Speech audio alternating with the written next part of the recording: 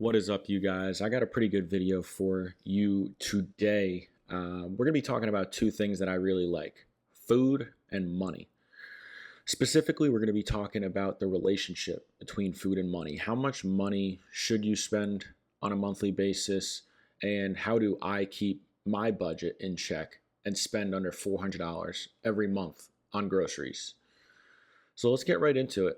The first and most important thing to do is to create a budget. Now, having a budget around your entire finances is extremely important, but for the sake of this video, let's just talk about a budget for your food, right? How much money per month can you afford to use on food while you're also maintaining a certain standard of nutrition, right? I'm not saying spend 20 bucks a month on rice and only eat that. Like I'm still getting in all my proteins and all my macros and all that kind of stuff. I have well-rounded meals, but I do it on a budget.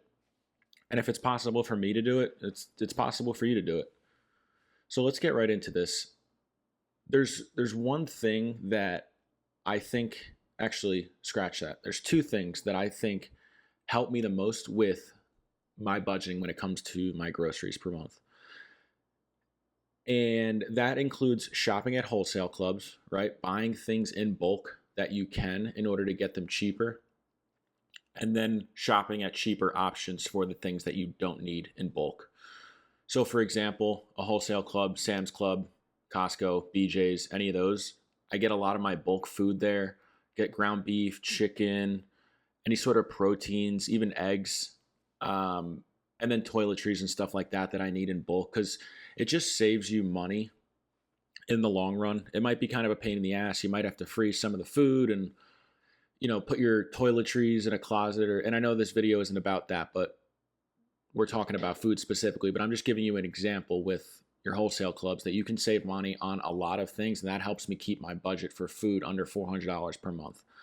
And to be honest with you, I try my best to actually keep groceries, being food as well as toiletries, under $400 a month. Sometimes I'll break over it with the toiletries if I need to buy something that I don't tend to have to buy every month. Sometimes that can kind of beef up your budget a little bit.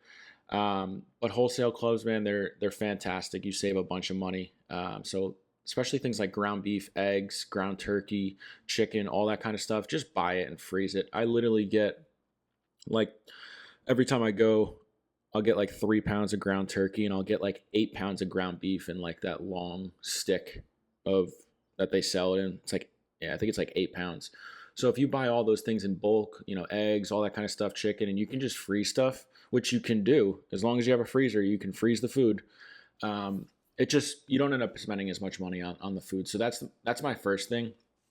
The other thing I want to mention in regards to like where I shop is, my alternative is a cheaper place. So like Walmart. I don't really shop at Target. It's too expensive. I don't shop at like expensive grocery stores. I'll shop at Walmart or Aldi or something cheap that I know I can get things of quality, of course. I'm not sacrificing my health and buying extremely poor quality stuff, but I want quality food at a price that I can afford. So that's where I'll end up getting a lot of my other stuff, like other produce and smaller things, sometimes fruit, stuff like that. So that's what I do in order to keep my monthly budget under $400. On top of that, a couple more tips that I want to sort of discuss that I use that help me, again, save money. And some of them are more important than others, but I think they're worth mentioning. So number one, I actually use coupons.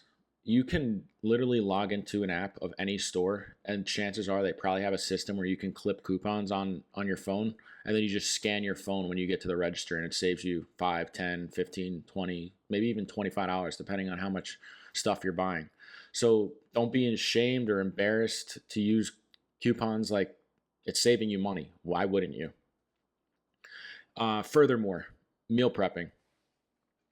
I am a huge advocate for meal prepping. Every Sunday, I meal prep all my lunches for work the next week. It just makes things so much easier, number one, because then I don't have to worry about making dinner every single night. I was just recording another video about how you have so little time after you get out of work if you have a normal 9 to 5 or whatever your shift is. Like, there's only so many hours in the day. So you run out of time and you can't get things done. You can't cook, you can't go to the gym. If you have something pop up, like all these different responsibilities, like something's got to give. And then you want to maintain a social life too. Like I said, something has to give. Um, so with all that being said, meal prepping not only saves you time, but it also saves you money. I put together these, it's basically a Chipotle bowl every day for lunch. I got, rice and ground turkey or rice and chicken or rice and ground beef, and I'll throw some vegetables on top, maybe some avocado oil or some hot honey or something like that, and it's good. It's like a Chipotle bowl, but honestly, I think it tastes even better. And I'll tell you what, you break it down, it's about a a fifth of the cost if I had to guess. I think I ran the numbers one time and tried to figure out how many meals I get out of a certain number of pounds of ground beef, and I tried to break down the prices of everything else. I don't get that deep into it, but I was just curious. The point is you're going to spend a fraction of the money you're spending on lunch every day if you make it yourself versus going and buying it every day. Like you're spending $100 a week just on lunch if you go to, say, Chipotle or some sandwich shop, or you go get your fancy salad. Like 15-20 bucks a day every day for a whole week. That's like 75 $100 just on lunches when you could have had those same lunches for a fraction of the price. So I don't know, that's just me. I prefer to save the time and the money. It's a no-brainer. It does suck having a meal prep on Sundays sometimes, but I mean, it is what it is. Get it all done within an hour or two, and then you don't have to worry about it at all during the week. Now, another thing I want to mention in regards to this, my budget is, let me rephrase that. I have portions of my budget for different things in my life, right? Rent, utilities, subscriptions, groceries. But then I also have discretionary spending and stuff like that. So the reason I bring that up is because I will use my discretionary money for eating out. The food that I buy for my groceries is what I would need to survive and eat and live comfortably, kind of thing. Not going overboard, not getting ribeyes every week and stuff like that. This is just the basics of food that I need to survive and be healthy. Now, sometimes I like to go out to eat, right? I especially like to go out and eat at restaurants. I'm not a huge takeout guy. I do like to go out every once in a while, go to a restaurant, have a nice meal, maybe some Italian or some barbecue, or maybe every once in a while, like go get a nice steak somewhere. So I do enjoy that stuff. I'm not saying I only cook, I eat only what I cook or anything like that. I just budget it differently. That money that I spend on eating out, going on a date with my girl, going out with some friends, grabbing some drinks and some wings, like that's part of my discretionary spending. That's stuff that I don't have to spend money on, but I choose to. So I completely separate the eating out and going out and eating with friends and all that kind of stuff. I keep that separate from my actual groceries budget because, again, I want to keep those things separate. I want to make sure I can survive off $400 a month when it comes to food.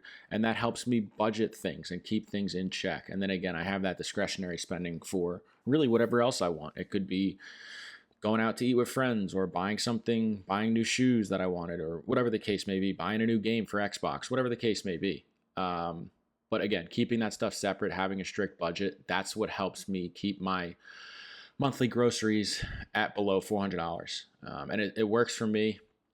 I think you guys should try it. That might not be the right number for you guys. Maybe you need a little more, maybe you need a little less. I don't know. It depends on, your grocery sort of list, if you will, and also your location, of course. So all those things come into play. But listen, guys, that's all I really had for you today. I just kind of wanted to talk about how I budget around my food. I just finished up eating breakfast and I was meal prepping for the week. I'm actually doing it on a Saturday here. So rather than Sunday, which I would normally do, I got some free time today. So I'm just going to go ahead and meal prep today. And then I wanted to make this video for you guys, just to kind of let you know how I do it, what I do, kind of thing. So hey, I appreciate you guys checking in as always. If you're new here, I post every Tuesday and Thursday at 3 p.m. Eastern time, and then on Saturdays at 10 a.m. Eastern time. I post all kinds of content, personal finance, life experiences, budgeting, all that kind of stuff. So if you like this kind of content, be sure to like, comment, and subscribe, and I'll catch you in the next one. Peace.